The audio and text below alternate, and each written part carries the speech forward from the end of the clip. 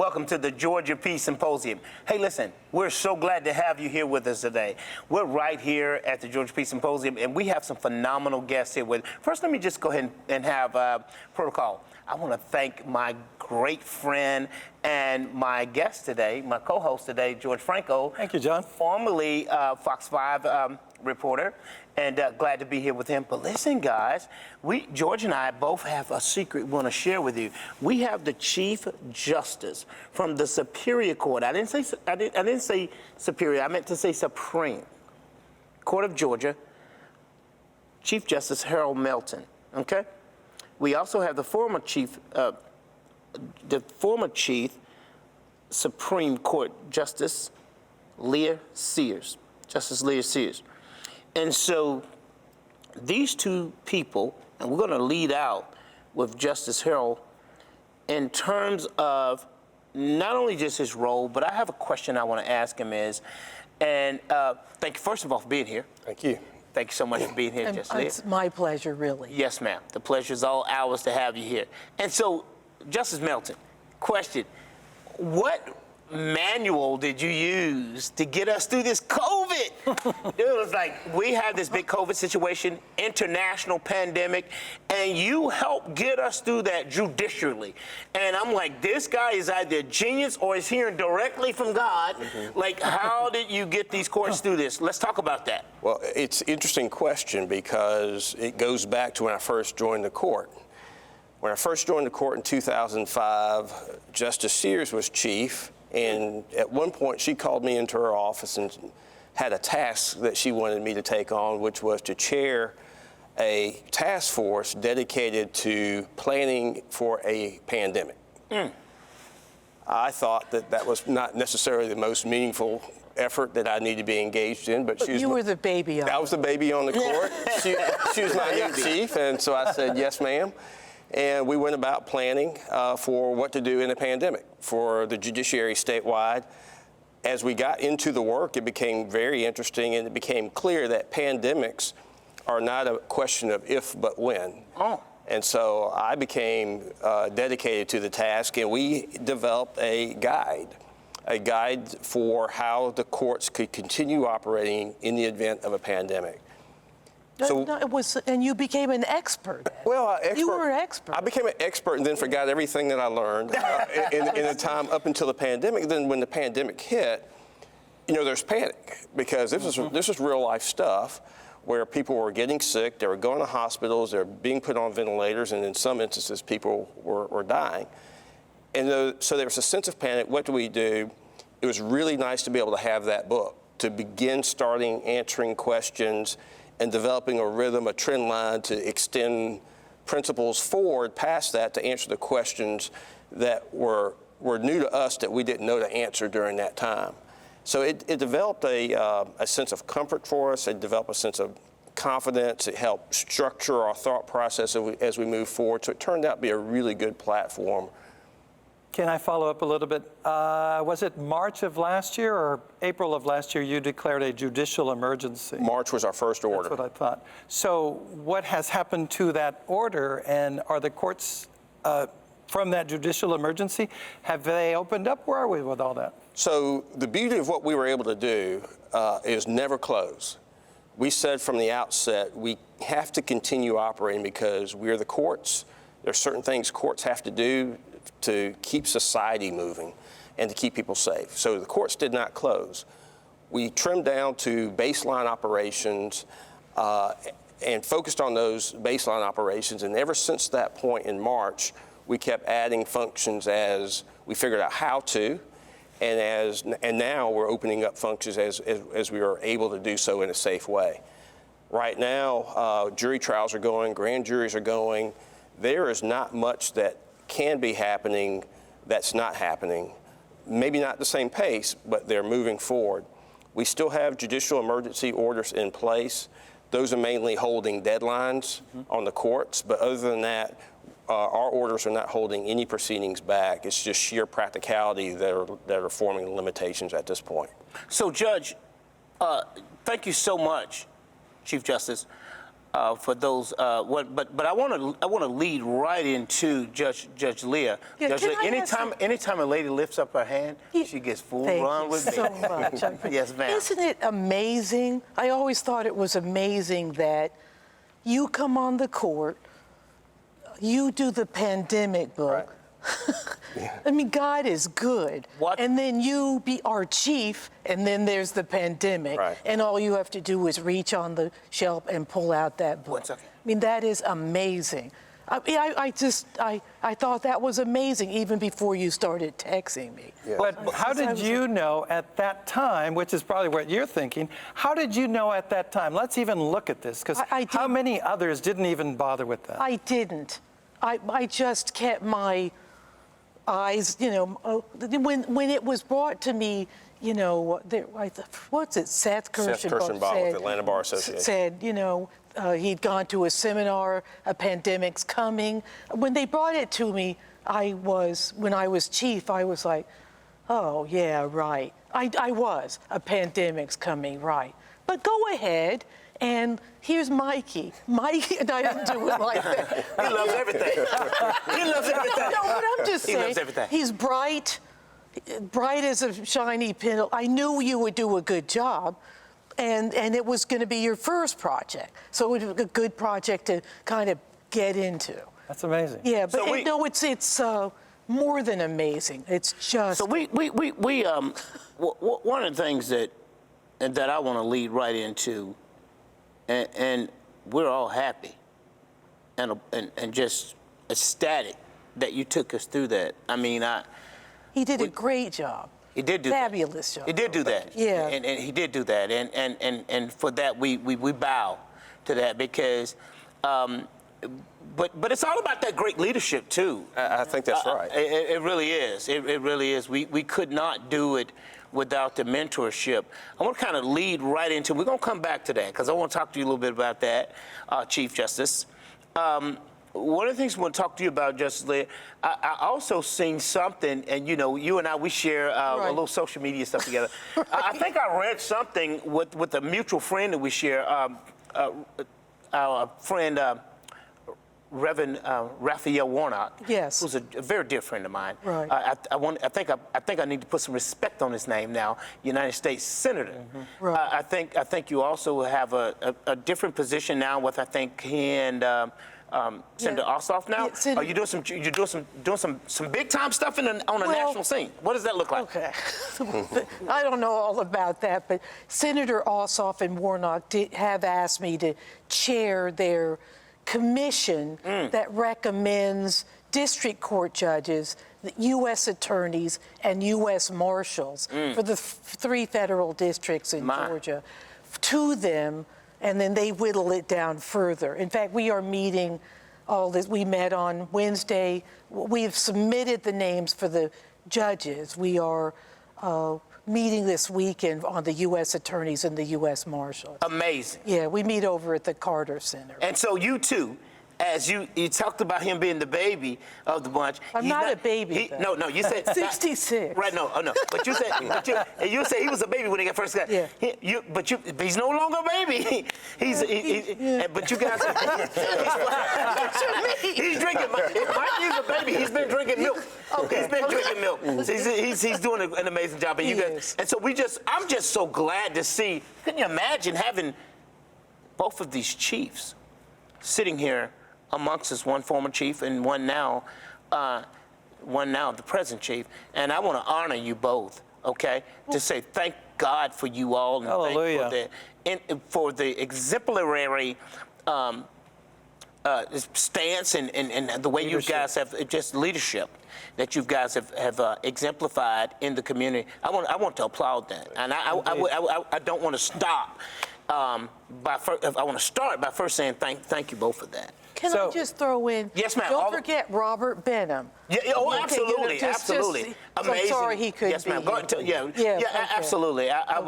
In fact, I think that's where I met. The chief is at an event that Chief Robert Benham had there for some people that was associated here with Gwinnett, Oh, and good. that's where I met him. Okay. Such a gracious man, such a humble man, such as you all both. You guys don't make a lot of fuss, but you got a lot of power.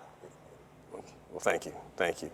And I will tell you that this young lady has been great. Listen, and speaking of greatness, guys, we're going to go to a break. And we didn't say superior. As only a couple times you use the word supreme is when you're talking about God. They're not God, but they're in a different celestial realm. So we're going to come right back, and we're going to dive a little deeper. So thank you so much. OcuPrep Training Solutions is a training and staffing organization whose mission it is to prepare the next generation of entry-level allied health professionals. OcuPrep offers in-house certification programs for multiple healthcare professions. If you're looking for a fulfilling career in the eye care, ear care, dental, or dialysis professions, www.ocuprep.com to discover which opportunity is right for you.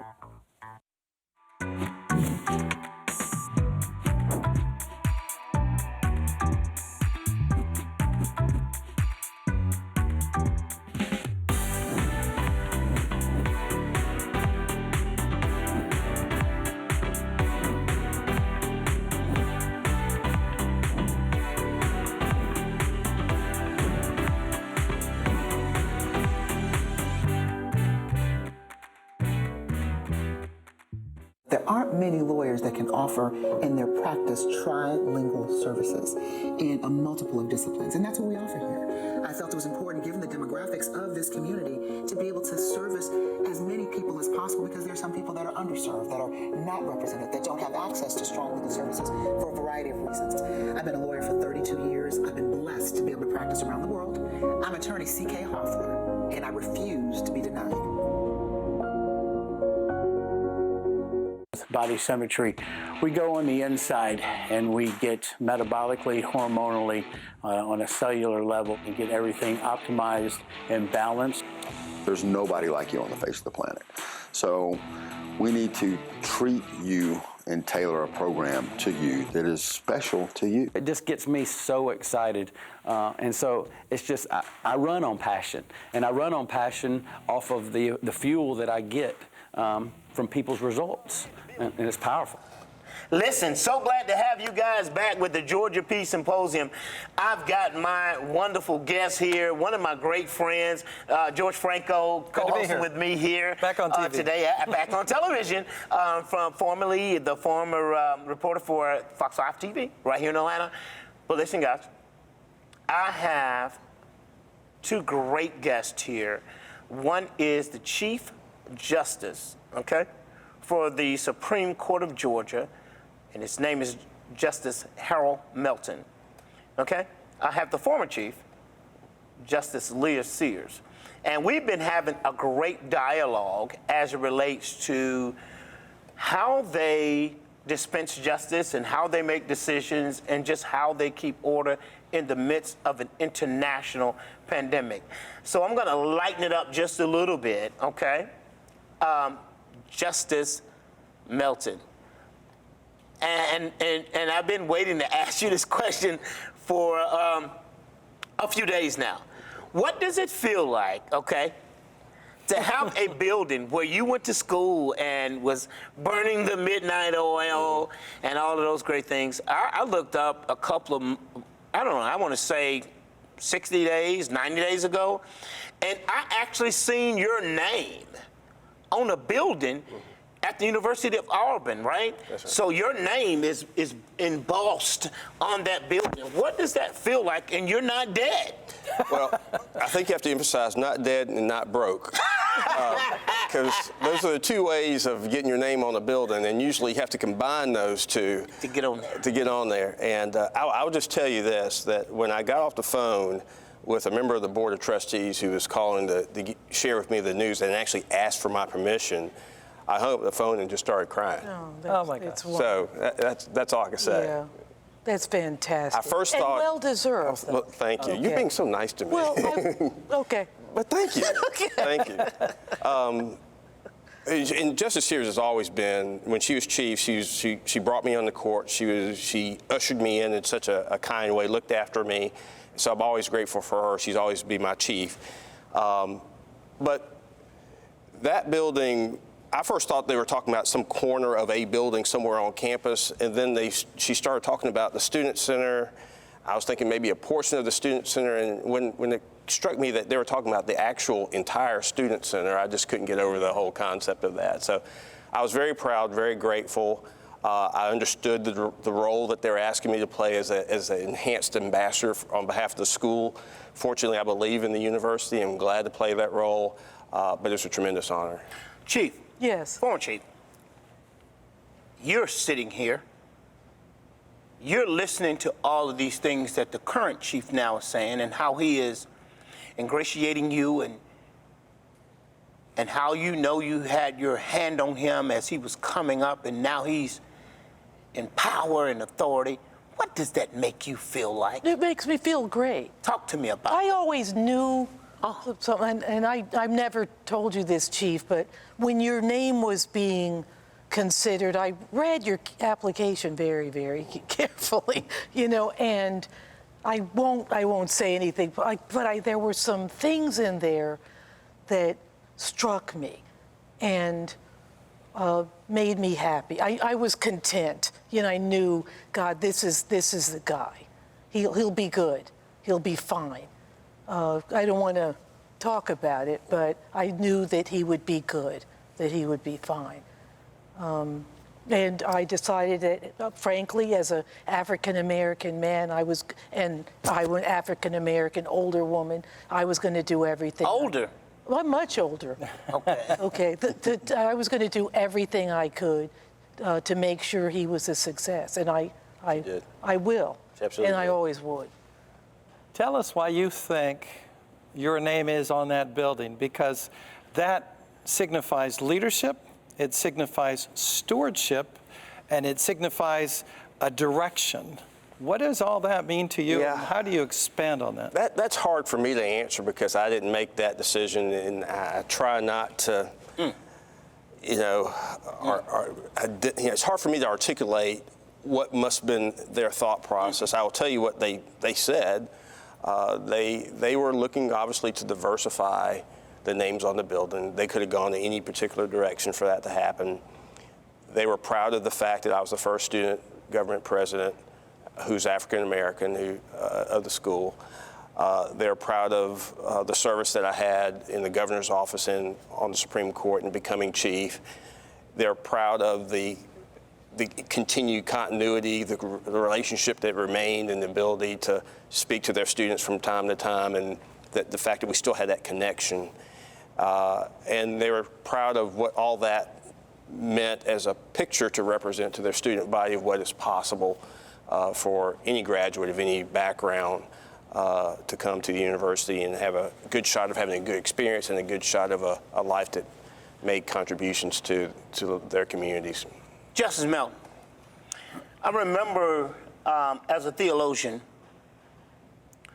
Moses said to the children of Israel as they were coming out of Egypt, he said, we're going to leave memorials here, stones, because we will not come this way again. And so now as you are moving towards your sunset, and you look at people like us, and you look both behind you, what is it that you both, and this is a question that you can process, what is it that you would like to see for us to do as a people, as just a civic society? What would you like for us to be able to embody in that memorial? Is there anything that you would like to see us, the both of you all, for us to do, to contribute as you make your transitions in life? So who do you mean us? Us, Like- George, myself, our children, society Like at what? large. Just, I mean, you guys are let me somewhere tell you else. what I let me just say this. I always thought, I was born in 1955. And I always thought that my life, and I was a woman at a time when women were oppressed, much more oppressed than they are now. And I was born at a time when black folks were oppressed much more than they are. I mean, women were in narrow roles. You could be a teacher or a nurse or something like that. And I didn't like that. It was I knew I had more to contribute than. Talk to us about that. Nothing wrong with being a teacher or a nurse. I just I wanted all the options available. That's right. For me. And so I've lived through the civil rights movement, the women's rights movement, first woman on the court, all that. I did think that by the time I died, I'm 65 now, that look good, don't I? Good. That good. I mean, that DNA. Can we bottle it and sell it? But I did think. Well, first, when I was young, I thought this would be my burden my whole life. That it would be living through the 60s and the 70s, it was rough. But then I saw it change, or I thought it was getting better. And then in the last few years, I've now see that it probably wasn't as good as I thought it was going to be. Oh my. And I never wanted to die living in a country that is still as racist and gender biased as it is. So Justice Leah, we're going to put a pin in that, Okay. or what we would say a bookmark, Okay. because that's powerful, what you just said. And I don't want to take anything away from Chief Justice Melton's closing comments as to how you guys said, closing, it was not an argument, but just comments. Because I want him to be able to kind of segue in or piggyback off of that, but that is, that's powerful. Listen, thank you guys so much for tuning in to the Georgia Peach Symposium, and guess what, folks? We will be right back. OcuPrep Training Solutions is a training and staffing organization whose mission it is to prepare the next generation of entry-level allied health professionals. OcuPrep offers in-house certification programs for multiple healthcare professions. If you're looking for a fulfilling career in the eye care, ear care, dental, or dialysis professions, www.ocuprep.com to discover which opportunity is right for you. Hello, my name is Daryl Pickett. And I'm Jasmine Pickett, and we are the owners of iCode Academy, Inc. iCode Academy's 24-week training and exam preparation course teaches the student the fundamentals of medical billing and coding and prepares the student for certification. Jasmine, that's absolutely right. Register now. Call iCode Academy at 1-866-553-2928 or visit us on the web at www.icodesacademy.org to register. I'm Jasmine Pickett. And I'm Daryl Pickett, launching to your new life. And become a certified medical billing and coding specialist today. There aren't many lawyers that can offer in their practice trilingual services in a multiple of disciplines, and that's what we offer here. I felt it was important, given the demographics of this community, to be able to service as many people as possible, because there are some people that are underserved, that are not represented, that don't have access to strong legal services for a variety of reasons. I've been a lawyer for 32 years. I've been blessed to be able to practice around the world. I'm attorney C.K. Hoffler, and I refuse to be denied. The environmental stresses, bad foods, lack of hydration, lack of sleep, stress throughout family. There's no way the system can maintain a normal high efficiency. So we take it and bring those levels up to a high efficiency, and now your system is running on a level that is more proficient. They really take good care of me. They know exactly what you need. Listen, guys, we want to thank you so much for tuning back into the Georgia Peach Symposium. And we've had some really, really interesting dialogue. And listen, there are some directives. And many of us, we've all been looking for a word and some directive. And I know our Chief Justice from the Georgia Supreme Court, as he looks back on his contribution of how many years? 16 years of public service. Where do you want us to go? Where does your leadership take us? Well, I listened to my Chief Justice's comments about the state of affairs as they exist right now. I'm speaking to the law school tomorrow at the University of Georgia for their graduation. Some of my remarks, I plan to speak on the jangling discord that Dr. Martin Luther King spoke of, and how he, in the midst of all that, still had a dream. And that involved and included all of us coming to the table of brotherhood and doing what we do at the table of brotherhood, which is arguing, fussing, but we work out, you don't leave, and you don't kick anybody out. We need to keep that first and foremost in the forefront of our minds and really talk intelligently, hear each other, get to the next layer of conversation beyond the talking points, and figure out what levers actually we can manipulate and deal with to affect the kind of change we're talking about. You know what, Chief Justice, I work a little bit with the area of audiology and hearing, so we understand that there is hearing and there's discrimination of hearing, being able to discriminate what a person is saying. And I heard you saying beyond the talking points. Right. So as we're able to discriminate what the other person is saying, what does that look like? How do you hear what somebody else is saying without cutting them off before they say it? What does that look like? Well, some of it means asking follow-up questions, really trying to understand, not always to agree, but we can at least have a deeper understanding of how complex these issues really are. I know that when I was in the governor's office or even on our court, when we actually sit in a room and talk, it's a totally different dynamic than when we send memos back and forth, or we write a letter to the editor, or get in front of a camera and call somebody out. But when you close the door and say, where can we find common ground? Where can we move this ball forward? It's a totally different conversation, and you actually have opportunities for some progress. Yeah, and most people don't have that opportunity to sit across from people who don't really think like you do.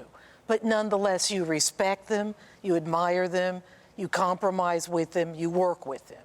And that's one of the reasons I loved serving on an appellate bench. I mean, we